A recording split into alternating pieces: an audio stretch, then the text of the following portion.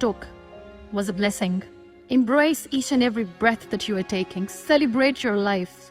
Live it. Don't die before your death. We all die.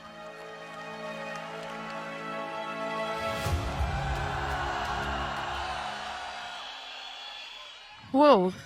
I'm running short of words right now, but I cannot afford this because I have to speak. Thank you so much for all the love, for all the warmth. Thank you for accepting me. Thank you very much.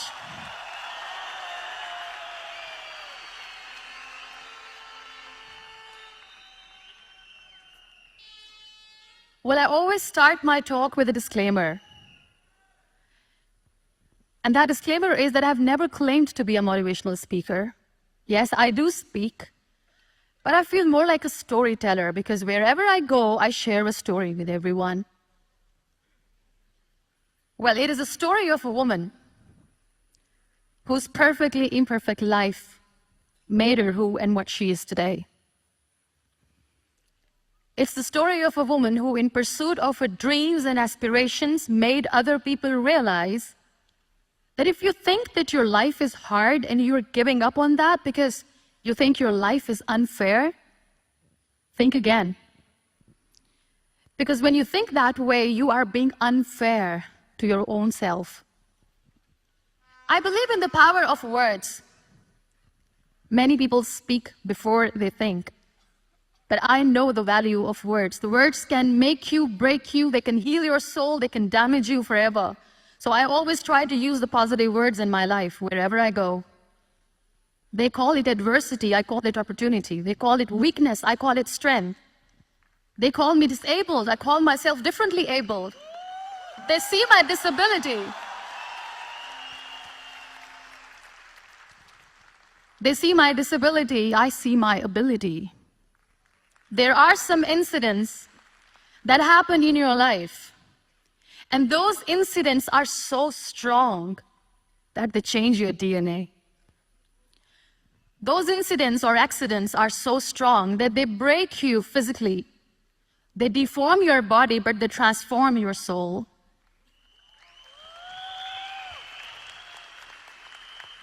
I was 18 years old when I got married. I belonged to a very conservative family, a Baloch family, where good daughters never say no to their parents. My father wanted me to get married, and all I said was, if that makes you happy, I'll say yes. And of course, it was never a happy marriage.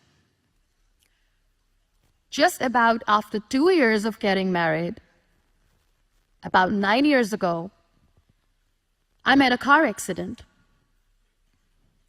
Somehow my husband fell asleep and the car fell in the ditch. He managed to jump out, saved himself. I'm happy for him. But I stayed inside the car and I sustained a lot of injuries. The list is a bit long. Don't get scared. I'm perfectly fine now. Radius ulna of my right arm were fractured. The wrist was fractured. Shoulder bone and collarbone were fractured. My whole rib cage got fractured. And because of the rib cage injury, lungs and liver were badly injured. I couldn't breathe. I lost urinary bowel control. That's why I have to wear the bag wherever I go. But that injury that changed me and my life completely as a person and my perception towards living my life was the spine injury. 3 vertebrae of my backbone were completely crushed, and I got paralyzed for the rest of my life. So this accident took place in a far-flung area in the outskirts of a very small province, Balochistan, where there was no first aid, no hospital, no ambulance. I was in the middle of nowhere in that toppled car. Many people came to rescue. They gave me CPR. They dragged me out of the car. And while they were dragging me out, I got the complete transection of my spinal cord. And now there was this debate going on, should we keep it here? She's going to die, where should we go? There is no ambulance. There was this 4-wheeler Jeep standing in the corner of the street. They said, put her in the back of the Jeep, and take her to the hospital, which is 3 hours away from this place. And I still remember that bumpy ride. I was all broken. They threw me at the back of the Jeep and they rushed me to the hospital. That is where I realized that my half body was fractured and half was paralyzed.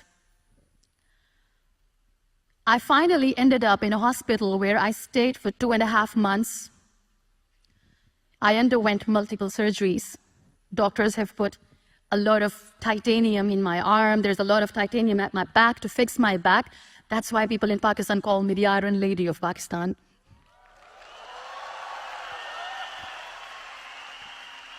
There are always turning points in your life. There was a rebirth day that I celebrated. After 2 years and 2.5 months, when I was able to sit on a wheelchair, that was the day when I had the rebirth.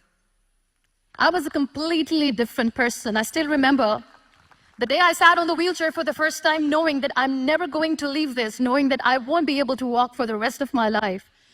I saw myself in the mirror and I talked to myself. And I still remember what I said. I cannot wait for a miracle to come and make me walk. I cannot sit in the corner of the room crying, cribbing, and begging for mercy because nobody has time. So I have to accept myself the way I am. The sooner, the better. So I applied the lip color for the first time.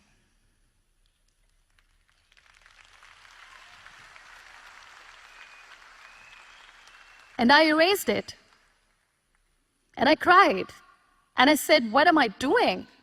A person on a wheelchair should not do this. What will people say? Clean it up. Put it again. This time I put it for myself.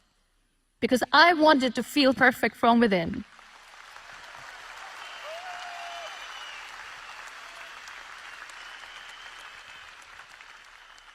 And that day I decided that I'm going to live life for myself. I am not going to be that perfect person for someone. I am just going to take this moment and I will make it perfect for myself. And you know how it all began? That day I decided that I'm going to fight my fears. We all have fears. Fear of unknown, fear of known, fear of losing people, fear of losing health, money. We want to excel in career, we want to become famous, we want to get money. We are scared all the time. So I wrote down one by one all those fears. And I decided that I'm going to overcome these fears one at a time. You know what was my biggest fear?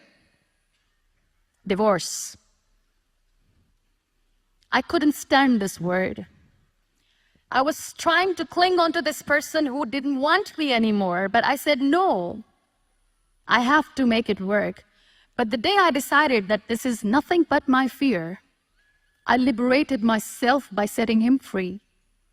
And I made myself emotionally so strong that the day I got the news that he's getting married, I sent him a text that I'm so happy for you and I wish you all the best. And he knows that I pray for him today.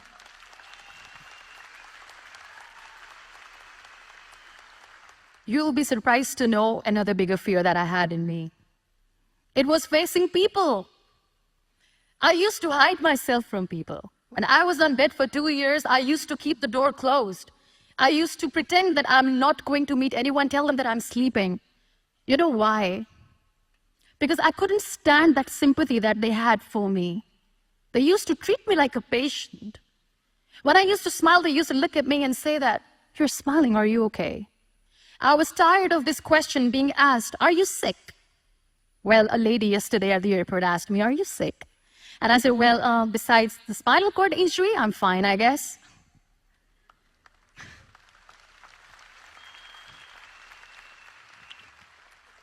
But those are really cute questions. They never used to feel cute when I was on the bed. So I used to hide myself from people, knowing that, oh my God, I'm not going to see that sympathy in their eyes. It's all right. And today I'm here speaking to all these amazing people because I have overcome the fear.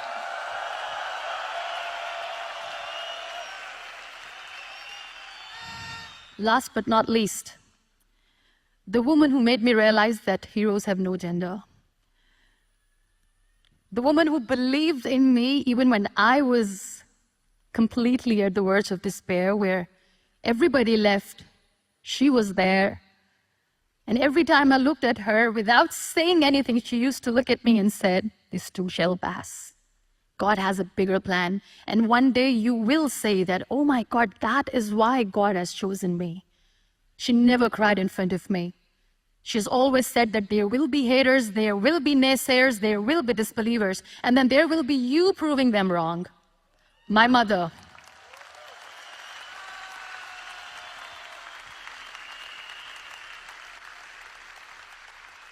Whatever I am today, I'm nothing without her. I'm nothing without her. Thank you, Mama. I wish you were here. Thank you for making me who I am today. We have this thing in minds. We call it perfection. We want everything perfect. We want ourselves to be perfect. There is this image in our head about everything. Perfect life, perfect relationships, perfect career, perfect amount of money that we need to earn no matter what. Nothing is perfect in this world. We all are perfectly imperfect, and that is perfectly all right. That's all right. We were sent here not to become the perfect people. Those people who tell you how to look perfect, even those people are imperfect. Trying to fight this fear of looking imperfect. I used to be perfect. I still remember. I got this compliment years ago when I used to walk. "Oh my God, look at you. You're fair, you're tall, you're perfect." Look at me now. You're still perfect. Only the perfect eyes can see that. Only the perfect eyes will see that. Only the perfect eyes will see that. So yes, in all those imperfections, you have to listen to your heart. You don't have to look good for people. You don't have to be perfect just because other people want you to be perfect. If your soul is perfect from within, that's all right. This is all what you want. This is all what you need to be. Our society has made very weird kind of norms to look perfect and great. For men, it's different. For women, it's different. We think too much about what people say. We listen to ourselves too little. You know what makes you perfect? When you make someone smile. You know what makes you perfect? When you try to do something good for the people around you. You know what makes you perfect? When you feel someone's pain. And how beautiful pain is that it connects you with people. No other medium can connect you with others but pain. That's why I always say that I'm in pain, and that's a blessing in disguise for me. Every time I go in public, I always smile. It's always a big toothy smile on my face, and people ask me, "Don't you get tired of smiling all the time? What's the secret?" I always say one thing, that I have stopped worrying about the things that I have lost, the people that I have lost. Things and people who were meant to be with me are with me. And sometimes, somebody's absence makes you a better person. Cherish their absence. It's always a blessing in disguise. I always say that people are so lucky they don't even realize. You must be thinking, okay, you're lucky in what sense? Well, the breath that you just took was a blessing. Embrace it.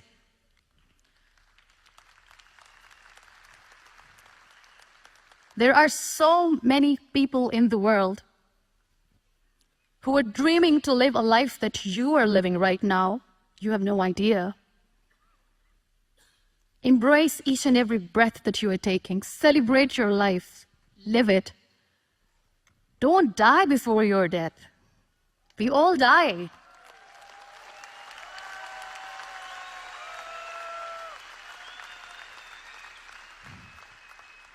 We live this one routine of a day for 75 years and we call it life. No, that's not life. If you're still thinking why you have been sent here, if you're still juggling with the concept of why you are here, you haven't lived yet.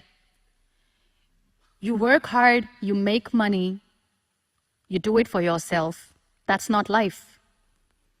You go out, you seek for people who need your help, you make their lives better. You become that sponge which can absorb all the negativity, and you become that person who can emit beautiful, positive vibes. And when you realize that you have changed someone's life, and because of you, this person didn't give up, that is the day when you live. Always.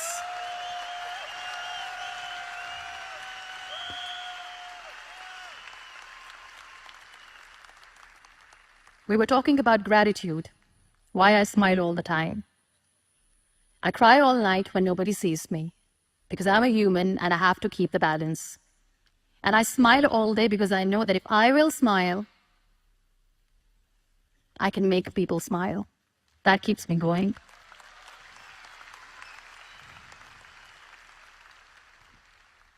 Be grateful for what you have, and you will always, always end up having more. But if you'll cry and if you'll crib for the little things that you don't have or the things that you have lost, you will never ever have enough. Sometimes we are too busy thinking about the things that we don't have that we forget to cherish the blessings that we have. I'm not saying that I'm not healthy and that makes me unlucky. But yes, it is hard. It is hard when I say that I cannot walk. It is hard to say when I wear this bag. It hurts. But I have to keep going, because never giving up is the way to live, always.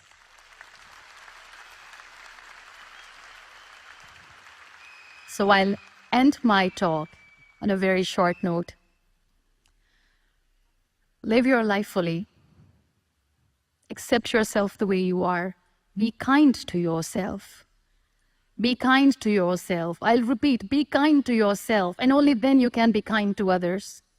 Love yourself and spread that love. Life will be hard. There will be turmoils. There will be trials, but that will only make you stronger. Never give up. The real happiness doesn't lie in money or success or fame. I have this all. I never wanted this. Real happiness lies in gratitude. So be grateful, be alive, and live every moment. Thank you so much, everyone. Thank you. We Malaysia!